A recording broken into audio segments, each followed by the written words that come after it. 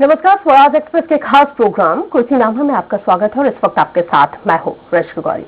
उत्तर प्रदेश में कुछ समय बाद होने वाले चुनावी दंगल से पहले सभी सियासी दल एक से बढ़कर एक दांव चल रहे हैं, लेकिन दम किसमें है ये जनमत से ही पता चलेगा। हालांकि अभी चुनाव की तारीखों और सियासी किस्मत के फैसले का दिन का ऐलान नहीं हुआ है। अधिसूचना जारी होने में भी अभी कुछ वक्त बाकी है और ऐसे में तमाम राजनीतिक पार्टियां फिलहाल हर एक उस रणनीति पर काम कर रही हैं जो चुनाव में उनके लिए फायदा दिला सकती है। उत्तर प्रदेश के सत्ता के संग्राम में सबसे बड़ी चुनौती बीजेपी के सामने वही रोमांच इसे लेकर भी है कि पिछली मर्तबा पूर्वांचल में 100 से ज्यादा सीटें जीतने वाली बीजेपी क्या एक बार फिर से कमाल पूर्वांचल में कर पाएगी। बहरहाल कुर्सीनामा में आज हम आपको पूर्वांचल के ही जिले जौनपुर लेकर चलते हैं। देखते हैं यहाँ पर सदर सीट पर अभी किस तरह के चुनावी समीकरण हैं।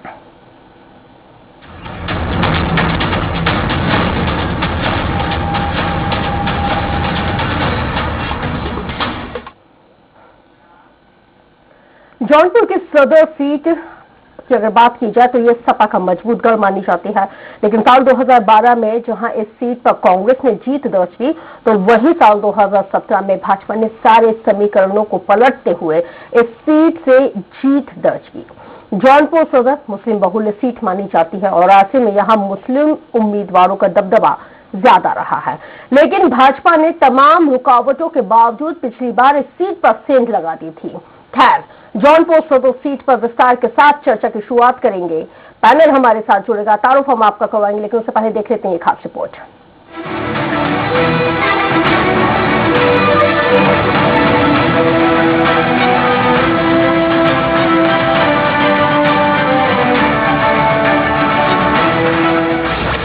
जौनपुर सीट की चुनावी जंग, अब की बार कौन जमाएगा रंग? फिर जीतेगी बीजेपी या कोई अन्य दल मारेगा बाजी? उत्तर प्रदेश की अहम विधानसभा सीटों में से एक जौनपुर में माहौल पूरी तरह से चुनावी है। एक के बाद एक सियासी दलों के दिग्गज जिले का दौरा कर अपनी अपनी पार्टी के लिए माहौल बना रहे हैं। खैर, किसकी बातों से जनता प्रभावित होकर किसे अपना मत देगी ये तो भविष्य के गर्त में है, लेकिन फिलहाल जिस तरह से पार्टियां सक्रिय नजर आ रही हैं उसे देखकर यह जरूर कहा जा सकता है कि जौनपुर की चुनावी जंग इस बार जबरदस्त होगी। जौनपुर सदर सीट पर हुए बीते 3 चुनाव पर नजर डालें तो मतदाताओं का मन हर बार बदला है। 2017 में यहां वोटर्स ने बीजेपी के गिरीश चंद्र यादव को अपना माननीय चुना था। पिछली बार गिरीश चंद्र ने कांग्रेस के नदीम जावेद को 12,284 मतों के अंतर से हराया, जबकि 2012 में कांग्रेस के नदीम जावेद विधायक चुने गए थे। तब उन्होंने बसपा के तेज बहादुर मौर्य को करीबी मुकाबले में 1,239 मतों के अंतर से शिकस्त दी थी। तो वहीं इसके पहले 2007 में इस सीट से साइकिल पर सवार जावेद अंसारी जीते थे। सपा के अंसारी ने बसपा प्रत्याशी तेज बहादुर मौर्य को 6,858 मतों के अंतर से हराया था। यहाँ बसपा को आखिरी बार 1993 में कामयाबी मिली थी। तब से लेकर अब तक वो जीत के इंतजार में ही है। जातीय समीकरण को देखें तो यहाँ मुस्लिम मतदाता निर्णायक भूमिका में हैं। दूसरे नंबर पर वैश्य मतदाता है, जबकि ठाकुर तीसरे और दलित मतदाता चौथे नंबर पर हैं। इस विधानसभा क्षेत्र में लगभग 3,65,000 मतदाता हैं। इनमें पुरुष मतदाताओं की संख्या करीब 2 लाख और महिला मतदाताओं की संख्या 1,65,000 के करीब है। समस्याओं की बात की जाए तो जौनपुर सदर सीट पर इनकी कमी नहीं है। बिजली कभी भी चली जाती है, बिजली के तार अंडरग्राउंड नहीं है, ये जगह जगह लटके दिखाई देते हैं। क्षेत्र में मेडिकल कॉलेज तो बना है, लेकिन अव्यवस्थाओं के चलते इसका जनता को पूरी तरह से लाभ नहीं मिल पा रहा है। यहाँ सड़कें तो ठीक ठाक हैं, लेकिन लिंक रोड गड़बड़ है, जिसके चलते लोग परेशान होते हैं। इन सब के अलावा उद्योग धंधों के लगातार बंद होने की वजह से बेरोजगारी तेजी से बढ़ रही है। अब इन सब के बीच जौनपुर की चुनावी जंग को कौन से दल का प्रत्याशी जीतता है देखना अहम होगा। जौनपुर से फहीम अहमद के साथ bureau report, Swaraj express.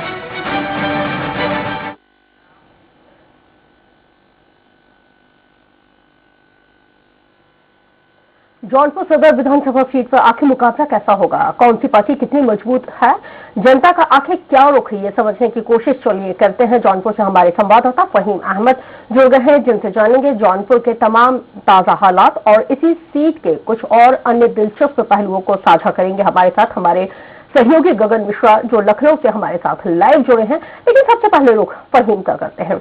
Faheem, हम देख रहे हैं कि लगातार जौनपुर की जनता ने अपने प्रतिनिधियों को बदला है, लेकिन सपा का ये गढ़ बताया जाता है। बावजूद उसके 3 चुनाव अगर हम देखते हैं और इन तीनों चुनावों पर नजर डालते हैं तो जो माननीय हैं वो हर एक पार्टी के यहाँ पे देखे गए हैं। कांग्रेस का भी देखा, सपा का भी देखा और मुस्लिम बहुल्य क्षेत्र होने के साथ साथ हमने यहाँ पे बीजेपी ने 2017 में यहाँ पे फतह हासिल की है। अभी स्थिति क्या है? जी, जैसा कि आपको बता दें कि जौनपुर सदर वाकई समीकरण के एतबार से अगर देखा जाए तो यहाँ पर एक हमेशा से विषय ये काफी लोगों के बीच रहा है कि जो यहाँ का विधायक चुना जाता है उसकी सरकार प्रदेश में नहीं होती है।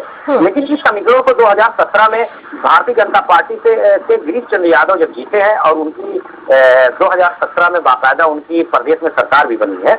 हालांकि ये समाजवादी का गढ़ जरूर कहा जाता है, लेकिन सपा की से ज्यादा इस जौनपुर विधानसभा सीट पर पूर्व में भी भारतीय जनता पार्टी के विधायक रहे हैं। हालांकि गठबंधन में ये सीट कभी बसपा को चली गई है तो कभी 2017 के विधानसभा चुनाव में कांग्रेस के गठबंधन में चली गई थी, नदीम जावेद थे और काफी मार्जिन गिरीश चंद्र यादव बीजेपी ने अप्रत्याशित एक समझ लीजिए कि यहाँ पर भागीदारी किया था। 1 लाख के करीब 90,000 के करीब उन्होंने वोट पाकर और नदीम जावेद को 2017 के चुनावी समीकरण में बीजेपी ने ऐसा कौन सा जादू किया कि क्योंकि ये मुस्लिम बहुल्य सीट बताई जाती है और ज्यादातर एमवाई फैक्टर हावी होने की वजह से यहाँ पे हम देखें तो सपा का ही गढ़ रहा है, लेकिन 2017 में ये सीट बीजेपी के पास चली जाती है।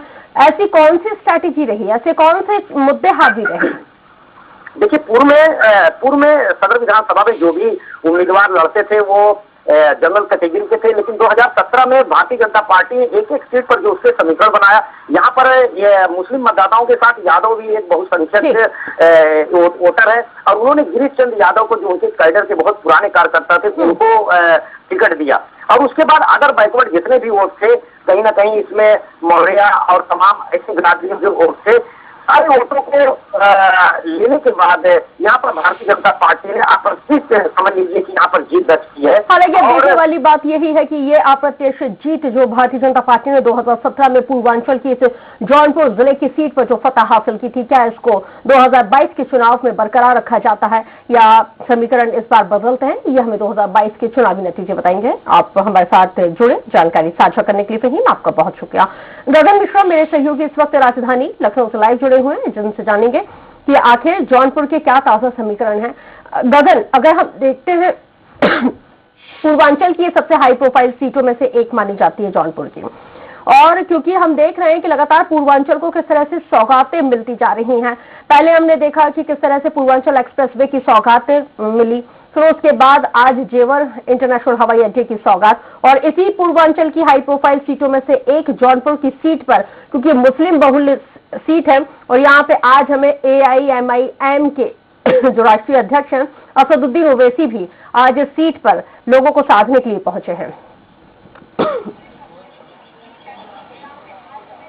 देखिए, बिल्कुल रश, क्योंकि बिल्कुल आपने सही कहा कि हाई प्रोफाइल सीट है और हाई प्रोफाइल जिला भी है, क्योंकि जौनपुर पूर्वांचल की काफी धमक जो माफिया कह सकते हैं धनंजय सिंह यहाँ पर जौनपुर में रहते हैं और धनंजय सिंह का काफी वर्चस्व रहा है जौनपुर के आसपास की जितनी सीटें हैं उस पर। लेकिन सबसे बड़ी बात है कि पूर्वांचल एक्सप्रेसवे जौनपुर जिले से सट कर जाएगा, यानी कि भाजपा ने एक बड़ी सौगात दे दी है जौनपुर जिले को, चाहे वो कनेक्टिविटी को लेकर या फिर वहां पर रोजगार बढ़ने को लेकर और किसानों के लिए किसान मंडी वहां पर लगाई जाएंगी। उन तमाम चीजों को लेकर सौगात जौनपुर को चुनाव से पहले मिल चुकी है।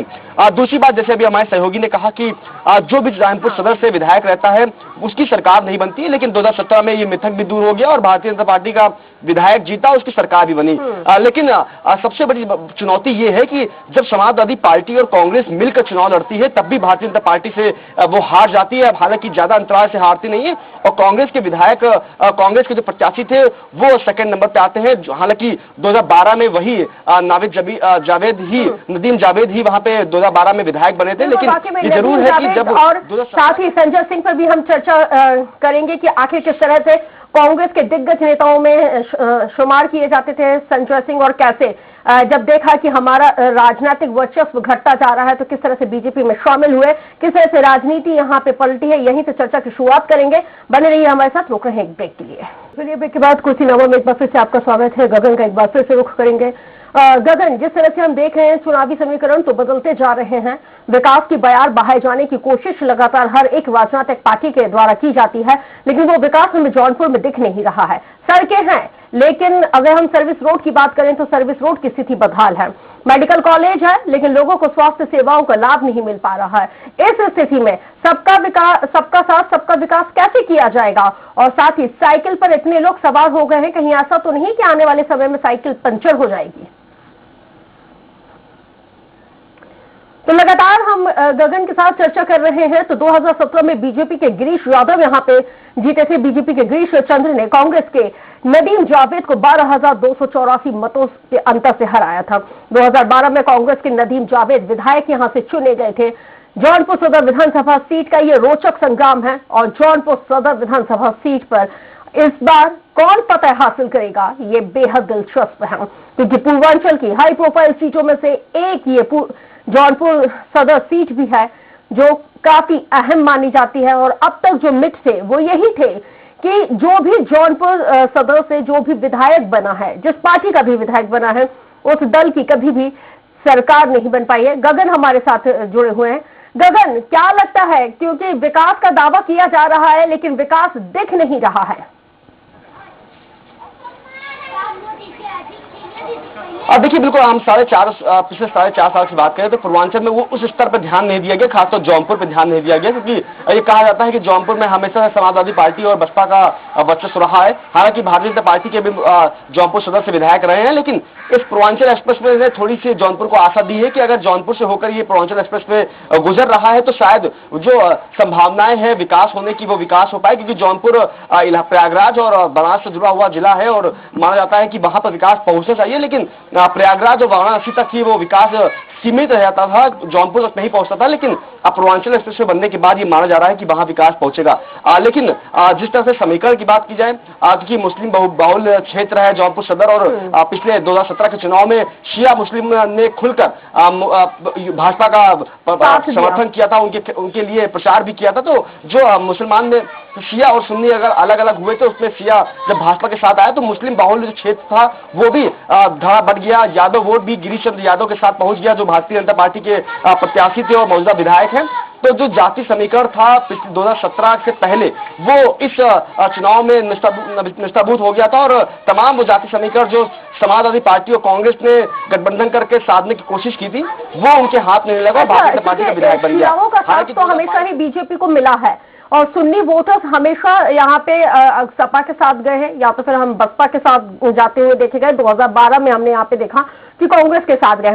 वो ऐसी कौन सी ऐसी स्ट्रैटेजी रही कि शिया बीजेपी के साथ चले गए और जो सुन्नी वोटर्स थे वो दूसरे राजनीतिक दलों के पास चले गए?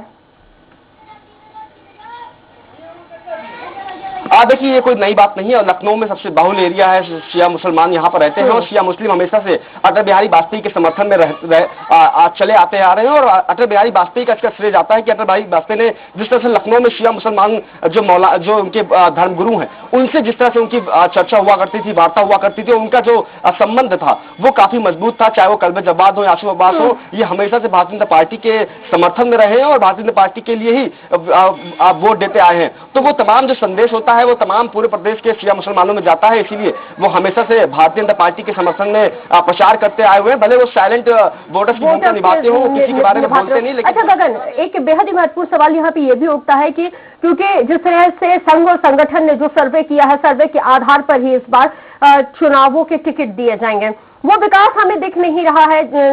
गिरीश यादव के कार्यकाल में जो विकास हमें जौनपुर में दिखना चाहिए था, क्योंकि पूर्वांचल एक्सप्रेसवे की सौगात प्रदेश सरकार ने दी है, तो इसका क्रेडिट तो यहाँ पे गिरीश यादव को जाता नहीं है। लेकिन अगर सर्वे में गिरीश यादव का नाम नहीं होता है, उनको रिपीट नहीं किया जाता है, तो फिर भाजपा की तरफ से कौन है? देखिए, क्योंकि गिरीश चंद्र यादव इससे पहले भी चुनाव लड़ चुके हैं और मजबूती से चुनाव लड़े हैं और इस बार भी मौजूदा विधायक हैं। अगर जाति समीकरण से बात करें तो क्योंकि सदर में और खासकर जौनपुर में यादव भी काफी मात्रा में मतदाता हैं, तो यादव मतदाताओं को साधने के लिए वो समाजवादी पार्टी के साथ ना जाएं, वो गिरीश चंद्र यादव या भारतीय जनता पार्टी के साथ रहे। तो हाँ, ये जरूर है कि आंतरिक सर्वे में ये जरूर कहा गया है कि गिरीश चंद्र यादव की वो छवि उस जौनपुर में नहीं उतनी अच्छी हो पाई है और लोग उतना खुश नहीं है, क्योंकि अभी भी आंतरिक सर्वे चल रहा है कि किन किन विधायकों के टिकट काटे जाने हैं। क्योंकि विकास की बात की है तो इससे पहले भी मैंने बताया कि जो केंद्र की योजनाएं आती हैं वो बनारस तक ही सीमित रह जाती हैं, जौनपुर तक नहीं पहुंच रहा था। और दूसरी जो राज्य सरकार की योजनाएं हैं पूर्वांचल को लेकर, खासतौर पर पूर्वांचल को लेकर, तो वो गोरखपुर हो गया, आजमगढ़ हो गया, बाकी जो जिले हैं सिद्धार्थ, जो तराई क्षेत्र के जिले हैं या फिर जहां पर बाढ़ ज्यादा आती है, वहां तक सीमित रह गया। जौनपुर तक वो विकास नहीं पहुंच पाया।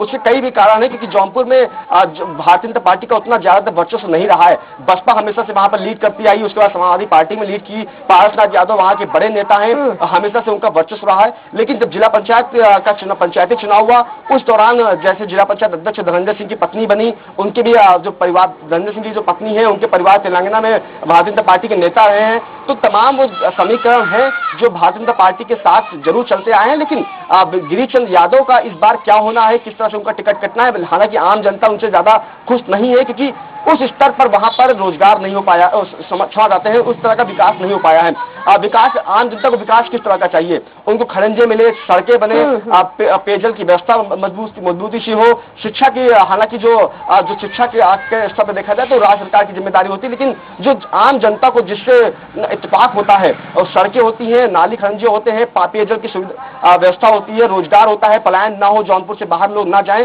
तो वो तमाम चीजें रुक जाएं, वो लोगों को नहीं मिल पाई है, उतनी मुकम्मल तरीके से नहीं मिल पाई है, तो नाराजगी जरूर है। और आंतरिक सर्वे में भी, जैसे आपने कहा, बिल्कुल सही कहा कि आंतरिक सर्वे में गिरीश चंद्र यादव के तरफ से कोई पॉजिटिव भारतीय जनता पार्टी के पास नहीं है कि उनको फिर से दोबारा टिकट दिया जाए। लेकिन अगर जाति समीकरण देखा जाए तो यादव चेहरा है और यादव मतदाता, क्योंकि समाजवादी पार्टी की जब एक प्रत्याशी खड़ा होगा या फिर कांग्रेस का प्रत्याशी खड़ा होगा, तो मुस्लिम अगर उनका प्रत्याशी होता है तो यादव वोट मुस्लिम वोटर उम्मीदवार के साथ ना जाकर अपने बिरादरी के मतदाता प्रत्याशी के पास जाता है, चाहे वो भारतीय जनता पार्टी का हो या किसी और पार्टी का। लेकिन इस बार ओवैसी वहां पर दखल देकर ये जरूर कह सकते हैं कि अगर सवाल भी मेरा गगन यही था, क्योंकि मुस्लिम बहुल ये पूरी सीट है और जिसके चलते आज असदुद्दीन ओवैसी भी जौनपुर में तमाम लोगों के साथ एक सभा को संबोधित भी करने जा रहे हैं, जौनपुर के दौरे पर है। वोट कटवा की भूमिका में तो जाहिर सी बात है यहाँ पे असदुद्दीन ओवैसी रहेंगे। क्या साइकिल पर सवार हो सकते हैं जिस तरह से जो राजनीतिक समीकरण बन रहे हैं? बहुत संक्षेप में, वक्त का अभाव। देखिए, बिल्कुल हमारे सूत्रों के मुताबिक ये बिल्कुल सबसे मजबूती बात है कि अखिलेश यादव ओवैसी से गठबंधन नहीं करने जा रहे हैं, क्योंकि अखिलेश यादव को मालूम है कि अगर मुस्लिम वोट जो है वो मेरे पास ही आना है। हालांकि कुछ स्तर पर जो युवा मतदाता है, मुस्लिम मतदाता है, वो ओवैसी के साथ जा सकते हैं, लेकिन जो मुस्लिम वोट है वो या तो कांग्रेस के साथ जाएंगे या तो समाजवादी पार्टी के साथ जाएंगे। और 2017 का चुनाव इन दोनों के माध्यम नहीं रहा है, क्योंकि जिस तरह से बिहार के चुनाव में जो वोट कटवा की भूमिका असदुद्दीन ओवैसी की पार्टी ने निभाई थी और जिसका सीधा सीधा फायदा बीजेपी को हुआ था, ठीक उसी तरह के समीकरण यहाँ पे असदुद्दीन ओवैसी उत्तर प्रदेश के चुनाव में भी बनाते हुए नजर आ रहे हैं। बहुत शुक्रिया गगन, तमाम जानकारी साझा करने के लिए, हमारे साथ जुड़ने के लिए। तो उत्तर प्रदेश की राजनीति की ये तपिश है, चुनावों तक लगातार जारी रहेगी और ये गर्माहट आपको जैसे जैसे दिन गुजरेंगे वैसे वैसे महसूस भी होगी। और इसी के साथ कुर्सीनामा में आज मेरे साथ इतना ही। कल उत्तर प्रदेश के किसी और विधानसभा क्षेत्र आपको लेकर चलेंगे, लेकिन अभी मुझे दीजिए इजाजत। नमस्कार।